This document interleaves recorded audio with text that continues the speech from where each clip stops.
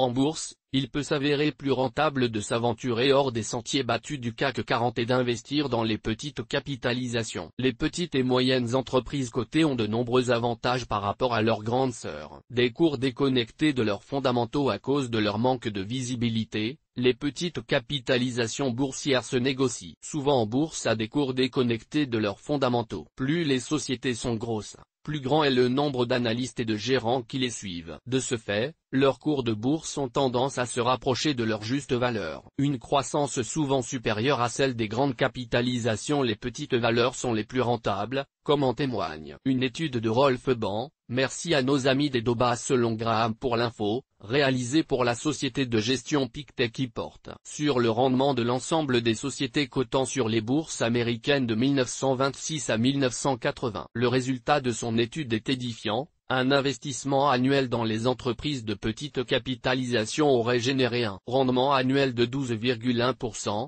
là où les grandes capitalisations n'auraient généré que 8,9%. Cela n'a l'air de rien mais $100 placés pendant 20 ans en petite capitalisation aurait rapporté un capital de $982, alors que la même somme investie sur les ténors de la cote américaine n'aurait généré qu'un capital final de $550. Ainsi, dénicher les petites valeurs à fort potentiel peut être très lucratif et vous permettre d'afficher une performance long terme supérieure aux investisseurs misant uniquement sur les grosses capitalisations. Des cibles de choix de fusion-acquisition. Les fusions-acquisitions entre grosses sociétés ne sont pas aisées et n'arrivent que rarement. En revanche, les petites sociétés sont des cibles de choix. Il est facile pour une grosse entreprise, avec une puissance financière, de racheter une petite société qui est déjà lancée et fonctionne bien. Cela coûte moins cher que d'effectuer de la recherche et développement en interne et permet de gagner du temps pour lancer de nouveaux produits ou conquérir de nouveaux marchés. Lorsqu'elles rachètent une société, les grandes entreprises payent généralement une prime, c'est-à-dire qu'elles achètent les titres plus cher que leur prix de marché. Le cours de bourse des petites sociétés qui sont sur le point d'être rachetées augmentera alors sensiblement. Des inconvénients à connaître. L'inconvénient majeur des petites capitalisations est qu'elles possèdent par définition moins d'actions en circulation sur les marchés. Cela est surtout un problème pour les grandes sociétés de gestion et les fonds d'investissement qui ne peuvent donc pas se positionner sur ce type de valeur. Ces titres sont moins liquides,